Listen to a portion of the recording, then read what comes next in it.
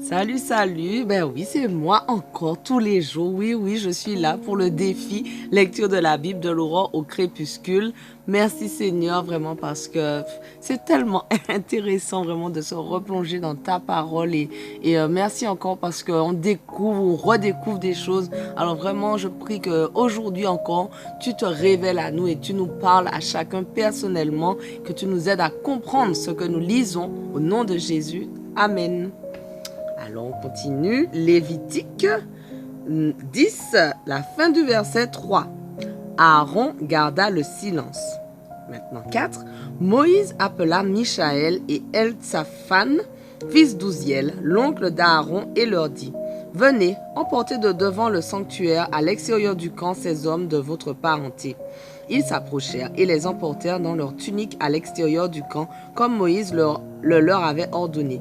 Moïse dit ensuite à Aaron et à ses fils, Éléazar et Ithamar: Ne vous défaites pas les cheveux, ne vous déchirez pas les vêtements pour ne pas à votre tour et attirer la colère de Dieu sur toute l'assemblée.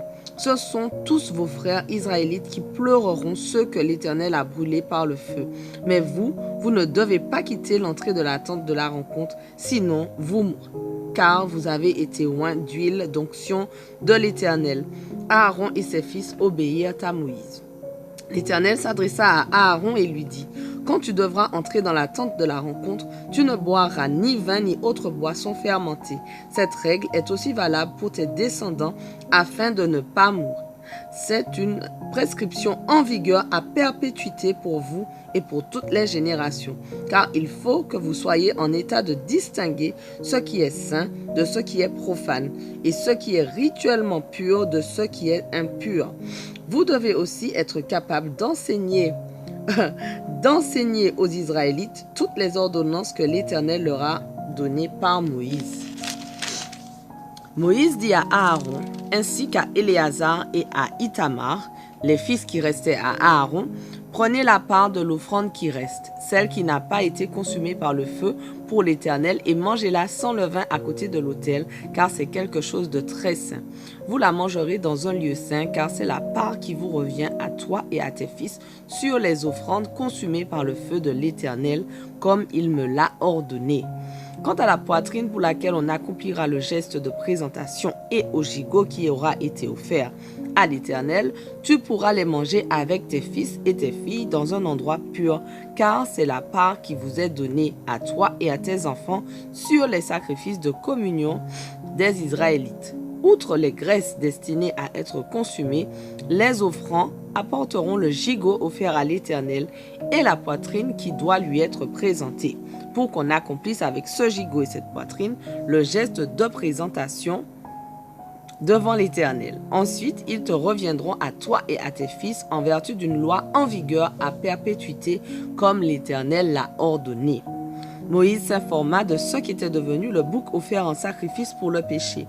Il découvrit qu'on l'avait brûlé. Alors il se fâcha contre Éléazar et Ithamar, les fils qui restaient à Aaron, et leur demanda: Pourquoi n'avez-vous pas mangé la viande du sacrifice pour le péché dans le lieu saint, puisque c'est une chose très sainte?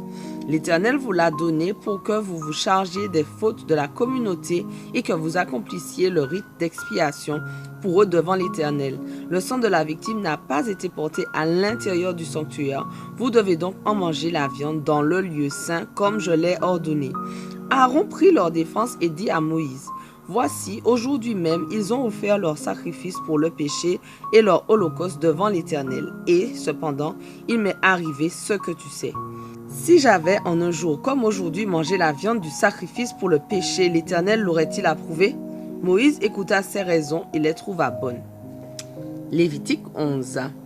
L'Éternel s'adressa à Moïse et à Aaron et leur dit: Parlez aux Israélites et dites-leur: Voici parmi tous les grands mammifères terrestres ceux que vous pourrez manger, tous ceux qui ont le sabot fendu et qui ruminent, mais vous ne mangerez pas ceux qui ruminent seulement ou qui ont seulement le sabot fendu, le chameau, le daman ou le lièvre qui rumine, mais n'ont pas le sabot fendu, vous les considérerez comme impurs. Vous tiendrez aussi pour impur le porc qui a bien le sabot fendu mais qui ne rumine pas. Vous ne mangerez pas la viande de ces animaux, vous ne toucherez même pas leurs cadavres, vous les tiendrez pour impurs. Vous pourrez manger tous les poissons qui peuplent les mers et les rivières et qui ont des nageoires et des écailles. Mais vous aurez en abomination tout ce qui n'a pas de nageoires ni d'écailles parmi tout ce qui grouille et qui vit dans les mers et dans les rivières. Ils seront pour vous une abomination. Vous n'en mangerez pas la chair et leurs cadavres vous seront en abomination. Tout animal aquatique dépourvu de nageoires et d'écailles sera pour vous une abomination. Voici les oiseaux que vous aurez en abomination et que vous ne mangerez pas. L'aigle, le gypaète et le vautour, le milan et toutes les espèces de faucons, toutes les variétés de corbeaux, l'autruche, la chouette, la mouette et toutes les espèces d'éperviers, le hibou, le cormoran, le chat-huant, l'effraie, le pélican, l'orfraie, la cigogne, les différentes espèces de hérons, la huppe et la chauve-souris. Vous aurez en abomination tout insecte ailé, marchant sur quatre pattes, sauf ceux qui ont au-dessus de leurs pattes des membres qui leur permettent de sauter sur le sol. De cela, vous pourrez en manger.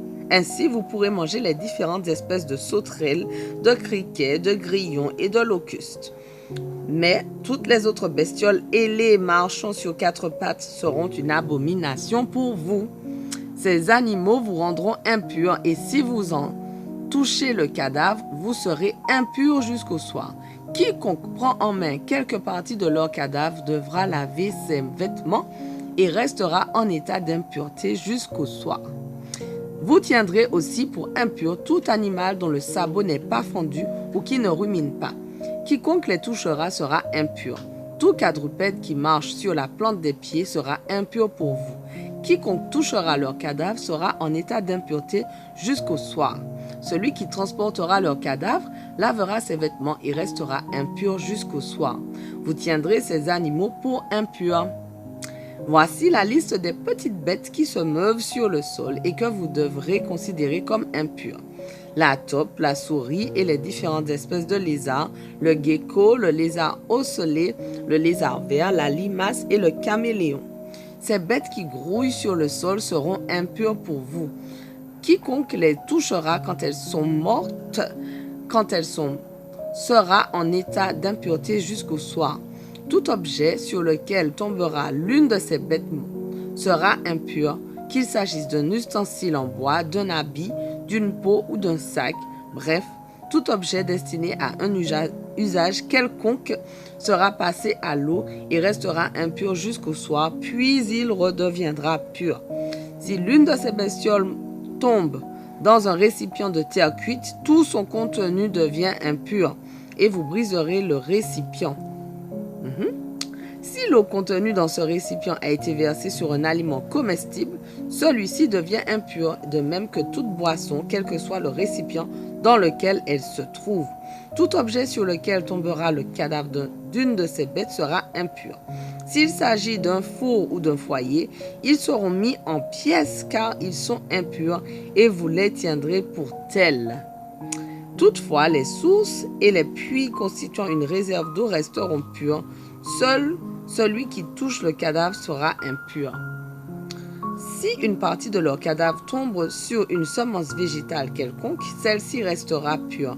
Mais si l'on a mis de l'eau sur du grain et qu'il y tombe un de ces cadavres, vous la tiendrez comme impure. Si l'un des animaux qui vous sert normalement de nourriture vient à mourir,